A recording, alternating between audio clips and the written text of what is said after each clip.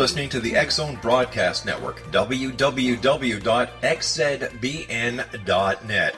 Radio's authority on the world of the paranormal and the science of parapsychology, celebrating 25 years of broadcasting. Broadcasting around the world and to the great beyond.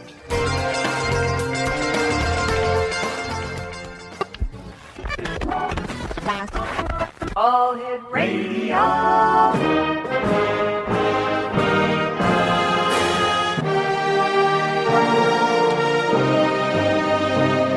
Welcome to the X-Zone, a place where fact is fiction and fiction is reality. Now, here's your host, Rob McConnell.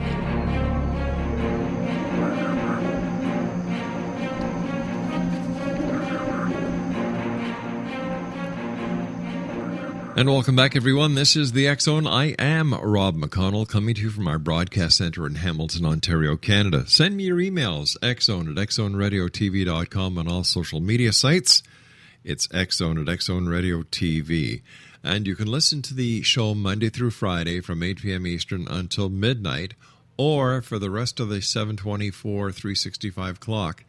The best of the X-Zone, going back to, 1991, I believe. We have archives going back that far, at www.xzoneradiotv.com.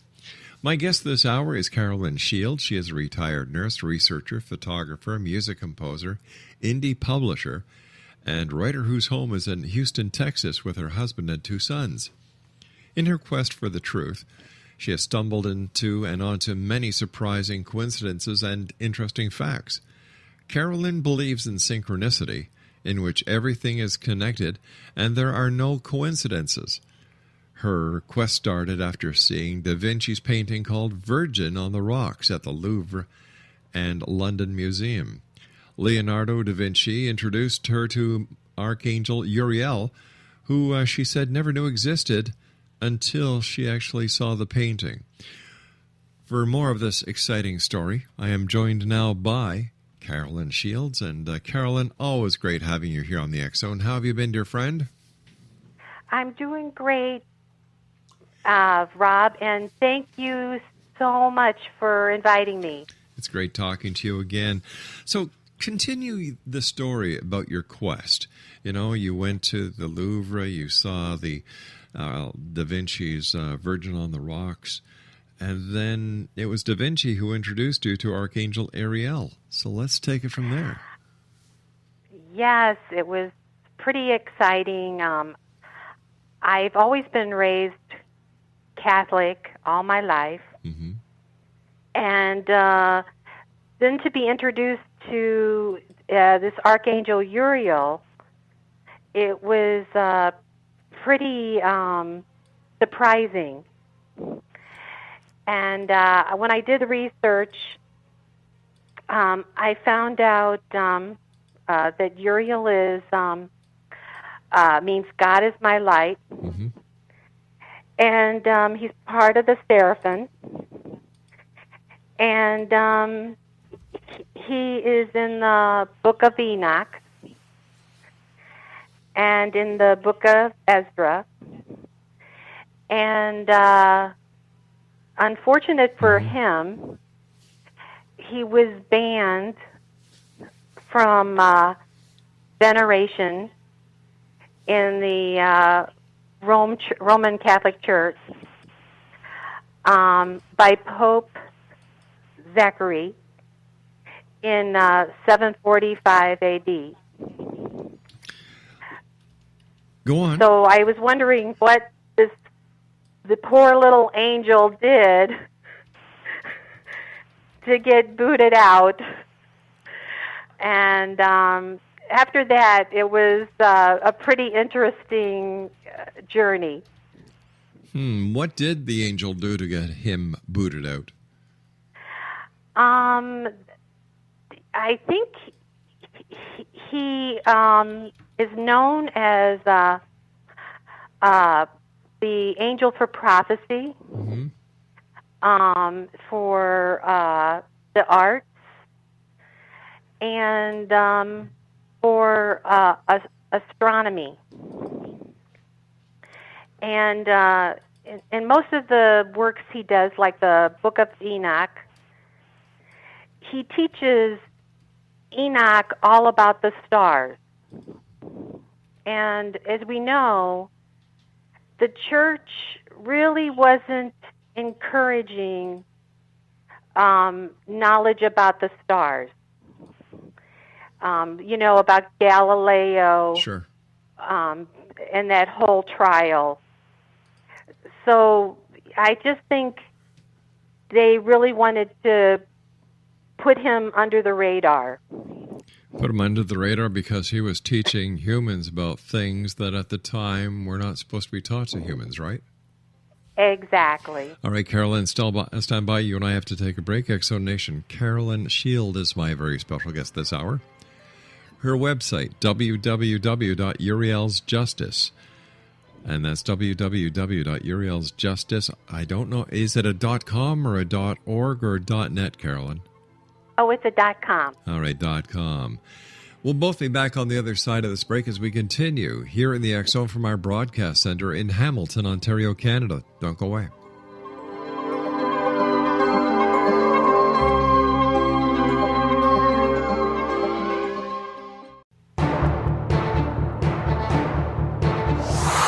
You're listening to the X-Zone Broadcast Network, www.xzbn.net.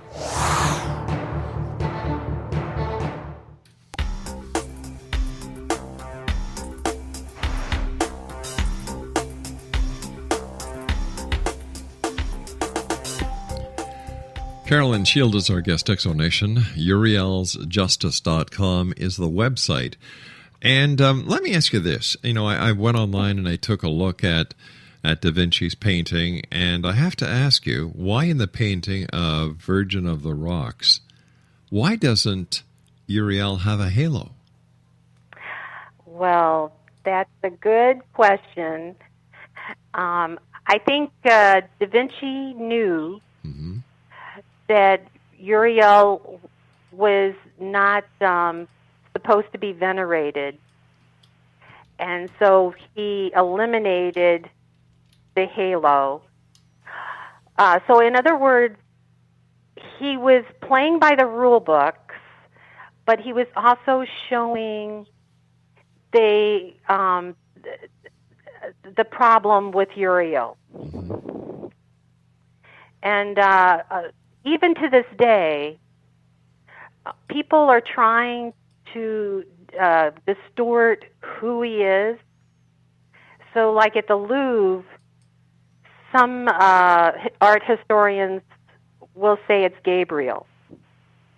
But after seeing the London Museum painting, the halo is the loss of halo is the definitive proof that it's Uriel. Because if he was venerated, he would have had a halo. And a lot of people did not even know who Uriel was until after I started writing more about it. In other photos and I should say in other paintings done by other people throughout the centuries, Uriel always has a halo. I'm wondering why Da Vinci did this. What gave Da Vinci the authority to not include a halo on an archangel? Exactly. Yeah. It's kind of one of those mysterious things that people just have to decide what they think. But it was enough for me to explore who this angel was. And I found some interesting things about him. Another thing is he's in Genesis, and he's the angel with the flaming sword. And when I was talking to some friends about this angel with the flaming sword, they told me, you need to look at the third prophecy of Fatima. because he's in it. And when I looked at the third prophecy, which is, it was suppressed, like 1917, it was, the sighting was seen, but we didn't hear about what the prophecy was about until the year 2000.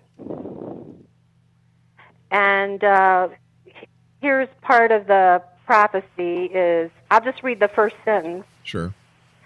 At the left of Our Lady, a little above, we saw an angel with a flaming sword in his left hand. So, and it goes on with more of the prophecy. But that's Uriel. All right, we did some digging and we found out some stuff about Archangel Uriel ourselves. Oh, good. All right, the name of Uriel means light of God or flame of God. This is because Uriel brings the light or the flame of knowledge from God to mankind, and his symbol is an open hand holding a flame. Uriel is one of the four main archangels in the Christian and Judaic traditions. The others are Michael, Gabriel, and Raphael. Now, Uriel is considered to be archangel of the earth. Now, this means he is responsible for protecting people from floods, earthquakes, and other natural disasters. He is believed to have warned Noah of the impending flood. Some people believe that Uriel appears in storms and rainbows. Because of this close association with the earth, Uriel acts as a channel between the earth and the divine, bringing God's plan into the material world. Uriel's season is winter, and his direction is north. The Christian Church demoted Uriel in 745 CE. Pope Zachary became concerned at the proliferation of angels that was occurring. He called together a church council who denounced all angels who are not mentioned by name in the Scriptures. Now, until this demotion, Uriel was considered one of the most important angels. Uriel was the most highly ranked angel to be treated this way. During the Renaissance, Pope Clement III ordered images of Uriel to be removed from churches because he mistakenly thought Uriel was connected to the heresy that claimed John the Baptist as Messiah. Dr. John Dee, astrologer to Queen Elizabeth I, communicated with Uriel and may even have seen him. In 1852, he had a vision of a young Uriel angel floating outside his window holding a crystal egg. Uriel is the archangel of prophecy and helps people develop their psychic and intuitive skills. He provides insight in the form of visions, dreams, and perceptions. In the book The Magnus, which was written in 1801, Francis Barrett credits Uriel with introducing alchemy and the Kabbalah to the world. Uriel helps people gain greater insight and clarity into the motivation of others. The clarity also extends to helping people with vision problems. And finally, although Uriel is gentle, loving, and kind, he is severe when people blaspheme or offend God. One of his tasks is to punish sinners. Consequently, he is known as the angel of retribution. An ancient tradition says that Uriel was the angel who wrestled with Jacob for a full night, and that was in Genesis 32, 24-30. So that's a little bit of digging up and research we did on Archangel Raphael for this interview. And it's very interesting to hear that, here you have one of the four top archangels who got demoted. And has he ever been re-promoted to the statute? Well, so, okay, Rob, so he's in the Fatima prophecy, which is a really big prophecy. And they know darn well who this angel with the flaming sword is. And they don't want to name him. Because, as you read just there, he's been demoted from veneration right. In 745. They erased his face with Pope Clement III. So you have to wonder when they saw this prophecy, the shock on their faces when they saw the angel with the flaming sword telling them, and I quote his words, penance, penance, penance. You see the suppression repeatedly over Archangel Uriel.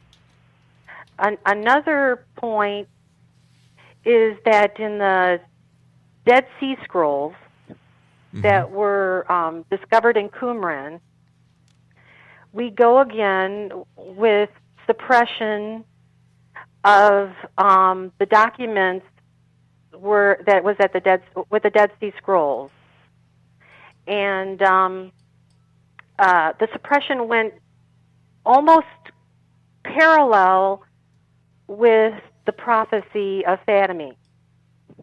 And what's in the Dead Sea Scrolls is the Book of Enoch.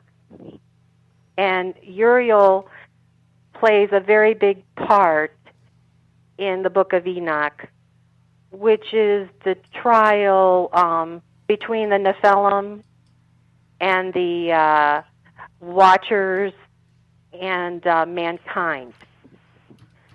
Now the Nephilim are those who fell from the sky or descended from the sky, and they were apparently giants who had sex with the fair maidens of earth. Am I correct?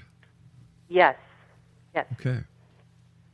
And so I don't think the church wanted any discussion in that kind of book. Mm-hmm. And you have to remember, Rob, the dating of the Dead Sea Scrolls was during Jesus' time. So Jesus knew about the Book of Enoch. All right. And go ahead. I'm sorry. No. Okay. All right. So if Jesus was aware of the Book of Enoch, what is that significance? Well, it means that he knew about the trial between mankind and the Lord of Hosts, and about the flood of Noah. And also in the Book of Enoch, as I said, Uriel tells Enoch all about the stars, the planets, the sun, and the moon. If you look at Da Vinci's Virgin on the Rock, there's some star reference there. Jesus represents the winter solstice. John the Baptist, usually, and he celebrated holiday in Canada is during the summer solstice. On June the 24th, and it's only celebrated in one province in Canada. It's not celebrated throughout the entire country. The only province that recognizes the Saint Jean Baptiste Day holiday is the province of Quebec. You and I have to take a commercial break with the news at the bottom of the hour. Exo Nation Carolyn Shield is our guest, and her website is urielsjustice.com. My name's Rob McConnell. This is the X Zone. We'll be back on the other side of the news. Don't go away.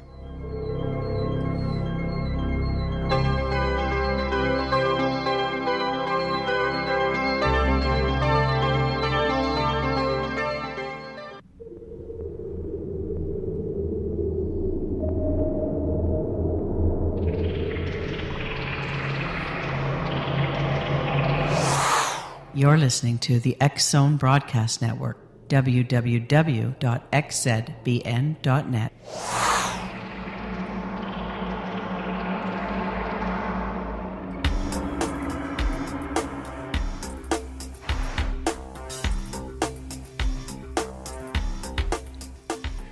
Welcome back, everyone. Carolyn Shield is my special guest. www.urielsjustice.com. Before we get back to Carolyn, I have to share an exciting project that we're doing here at the X Zone, between the X Zone radio show, the X Zone TV show, and Relmar McConnell Media Company. We are putting together the world's largest catalog on all the practitioners within the world of the paranormal, the science of parapsychology, New Age healing, New Age medicine, New Age philosophies. And we're going to be putting this giant-sized catalog together. And we're going to have it at one place. And we're going to allow the world to access this catalog with our compliments and the compliments of the people who are going to be subscribing into as registrants of the catalog. So we're going to keep you abreast of all this exciting information. Once again, Carolyn Shield is our guest. urielsjustice.com is her website. So we were talking about the significance of Uriel. We talked about what he does, what happened to him, how he fell basically from grace. Which brings up another question. This is the second angel that we're aware of that was booted out of the realm of a higher deity. We've got Satan who, fell from grace, and now we have Uriel who also seems to have fallen from grace. Is there a connection between Satan and Uriel? Well, that's a really good question. They're getting the same treatment, Mm-hmm. but the thing is with Uriel, here's a couple things also. You brought up Dr. D. Yes. Who was the main astrologer for Queen Elizabeth. Queen Elizabeth I, that's right. Exactly, right. And Uriel plays a big part, Mm-hmm. our Dr. D, I said, in the major battle of history, in the Spanish Armada and the Battle of Britain. And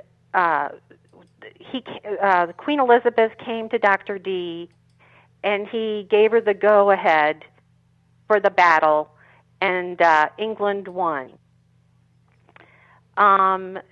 Uriel, there was a petition to Pope Benedict to reinstate Uriel, but Pope Benedict denied it. But you know what, Rob? What's that? Pope Benedict isn't Pope anymore. Okay.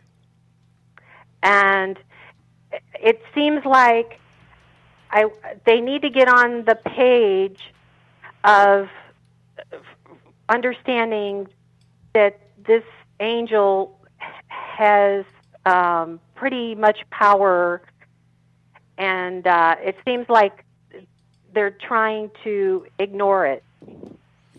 But why would they want to ignore it, number one? Number two, if the angel has been declassified by a pope and hasn't been reinstated by the current administration in the Vatican, how can we still give Angel Ariel the accolades and the respect and the prayers that are no longer, supposed to be going to this angel? And instead of an archangel, is it just classified as an angel now? Well, the good news is he is venerated in other churches. Mm-hmm. The Anglican, the Episcopal, the Presbyterian, the Russian Orthodox, the Greek Orthodox, and the Ethiopian. It really gets down to, Rob, the Roman Church Mm-hmm. is the one that has the most objections to him. All right, I can understand that based on what we were talking about, the history where Ariel should not have shared at the time the knowledge that that he shared in the book of Enoch. But then again, he kind of went from, and this is how I see it, this is only my opinion, from being the angel in the Garden of Eden to being an angel who kind of got his wings clipped because he went against the established rule within the confines of heaven. So how do we justify still looking at this archangel who's not an archangel, who did something that he wasn't supposed to do? Well, the only thing I can say on that is when you look at the trial in the book of Enoch, Mm-hmm.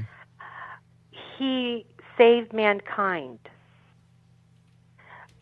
He went and pleaded to the Lord of hosts and asked for mankind to survive the flood.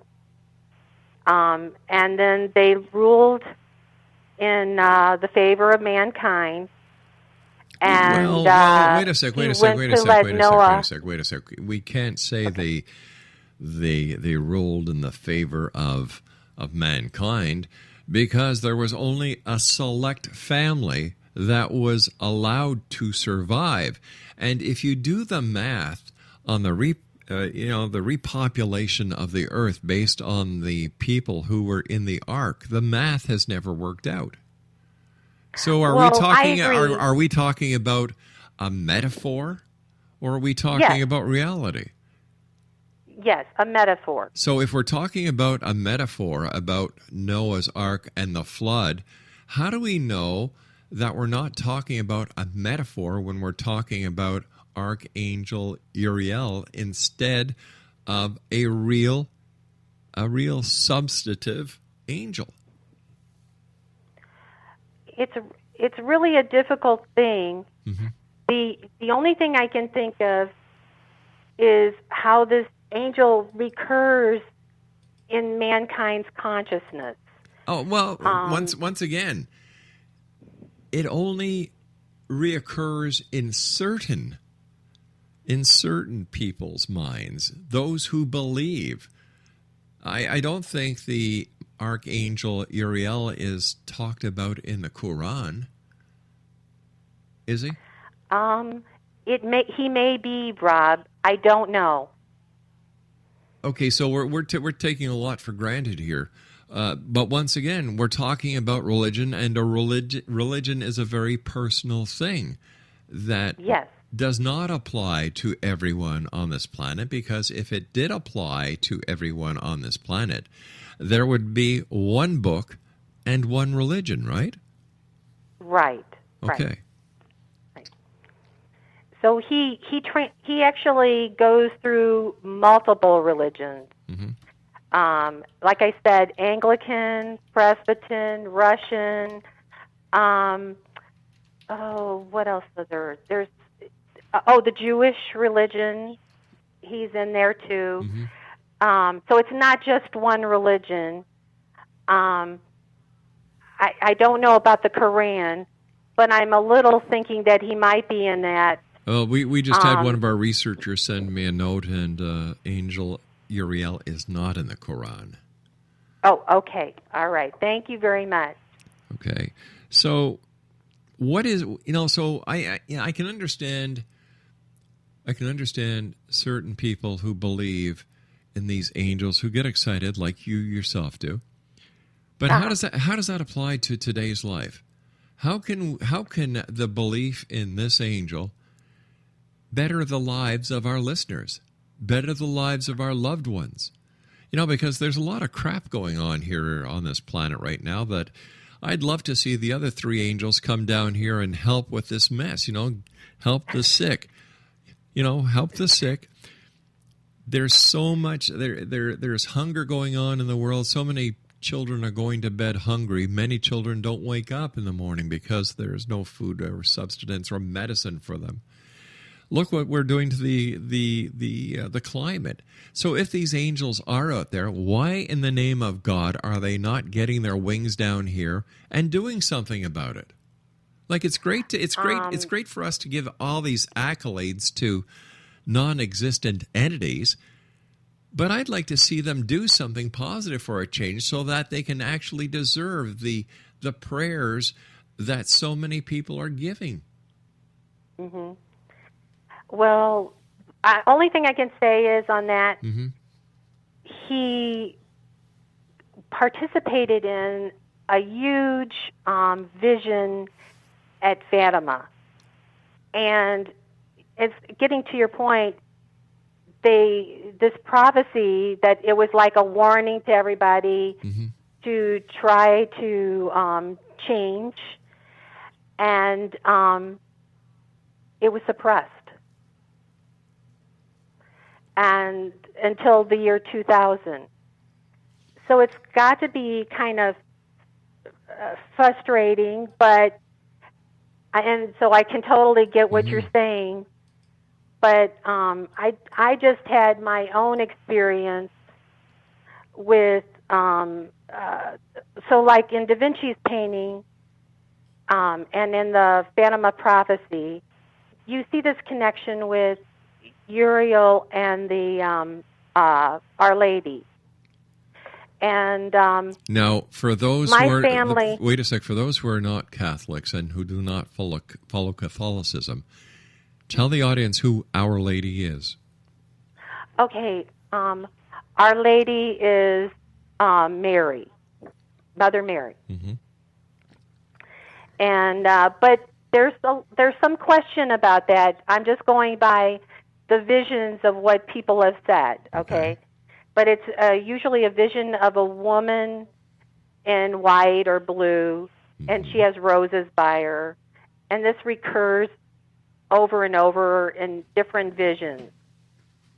And my family is connected with Our Lady.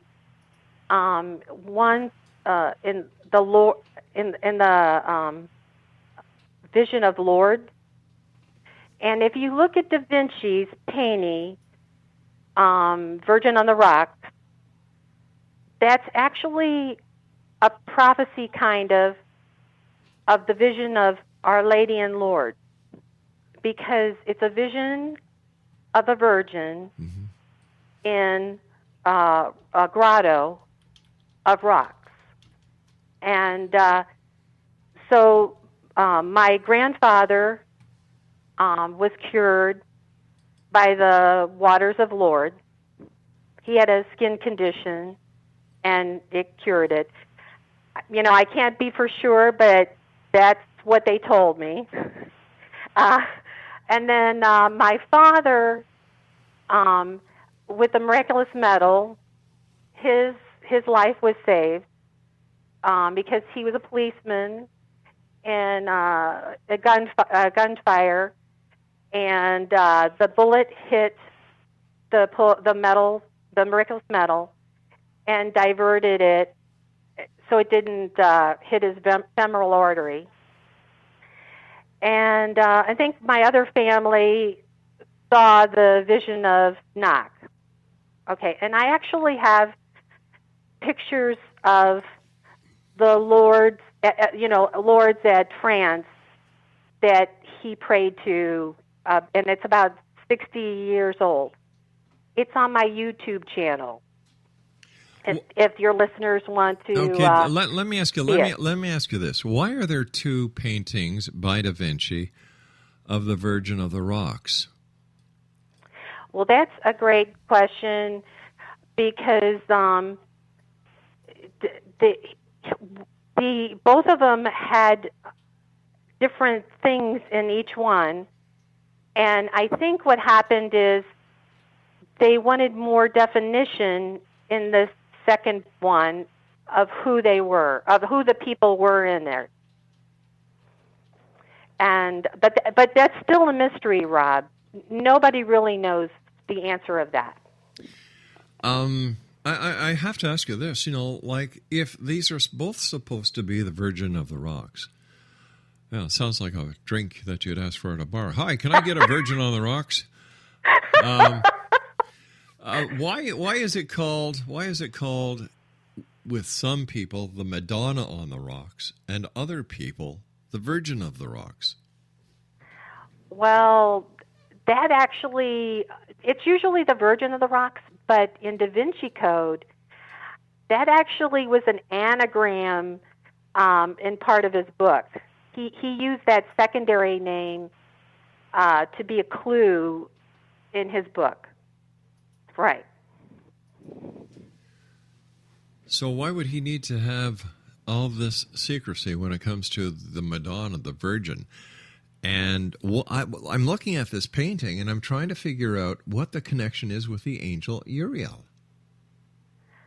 Because it's in an apocryphal book that was not sanctioned by the church, but you have the church commissioning this painting, and it's about an angel that's not sanctioned in there, and how he rescues John the Baptist. Yeah. I know that. I know the story, but I'm trying to figure out how it relates to these paintings. You mean why Archangel Uriel's in there? Well, where is the archangel? I can't see her anywhere. Him Oh, anywhere. it's like an androgynous thing. She's over there by Jesus, on the right. Oh, with the red cape on. Yes. Now, that's the one at the Louvre. Right. If you go down farther in blue, she's over to the right, too. All right, you stand by. You and I have to take our final break. Exonation, my guest this hour is Carolyn Shields. Her website is urielsjustice.com, and we'll both be back as we wrap up this hour here in the X Zone from our broadcast center in Hamilton, Ontario, Canada. Don't go away.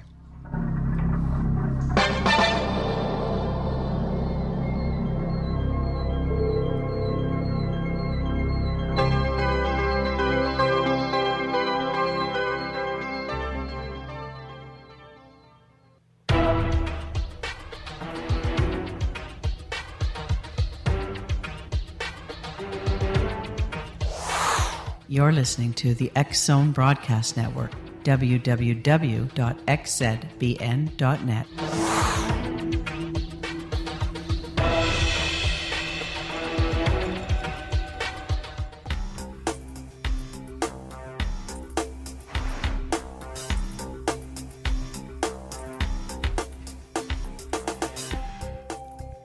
Carolyn Shield is our special guest this hour. Exonation, urielsjustice.com. That's urielsjustice.com. And over the commercial break, I was talking to Carolyn about the two different paintings by Da Vinci. One is in the Louvre, and the other is in the London Museum. And I'm looking at this painting, the one from the Louvre, and the angel looks like a girl. And we have been talking about him as if the angel was a male. So I am asking a very serious question. Is it possible that angels, because of their role, are both male and female? Yes. Yes. I think that's been a thing that's been going on for centuries. Trying to show a patriarchal system versus, women having a part in heaven. And that was an excellent point, Rob. Is it time that we disband the Vatican? We get rid of the Pope. Is he really needed in today's society? And how much harm is being done when you look at the global picture by having a self-sustaining country? If I was Jesus, or if I could have the opportunity of sitting down with Jesus at a Tim Hortons, or maybe we'd go over to the local bar and each have a Virgin of the Rocks, I'd kind of say, listen, Lord, don't you think it's time that We put a big for sale sign on every church. Get all the money we can get for the poor, the hungry, and the sick. And, have the good old Sunday masses on the grounds, on the fairs, on the plateaus, in the meadows, like you did way back when. That makes sense to me. It makes sense. And actually, Rob, I think Uriel in the prophecy of Fatima told him that. Basically told him that. And I think that's why was suppressed for over 80 years. I would have loved to see the original Bible with every chapter in it that went to the Council of Nicaea before it was edited. That's what I would really love to see. And that's why the book of Enoch is so dangerous, because that didn't go through the Council of Nicaea. And here we found it in Qumran. Mm-hmm. And we found the Nag Hammadi scrolls, things that were supposed to be destroyed, but then we found them. Once we were lost, and now we are found. Yes, and Uriel was part of that. We're going to have to continue this conversation another time because we've just run out of time, Carolyn. I want to thank you so much for joining us. Exo Nation, Carolyn Shield has been our guest. Her website, urielsjustice.com, and we'll both be back. No, I'll be back tomorrow night at 8 o'clock as once again we continue here in the X Zone from our broadcast center in Hamilton, Ontario, Canada. So until then, my good friends, one very simple thing to do. Make somebody happy, and always keep your eyes to the sky and your heart to the light. Good night, everyone.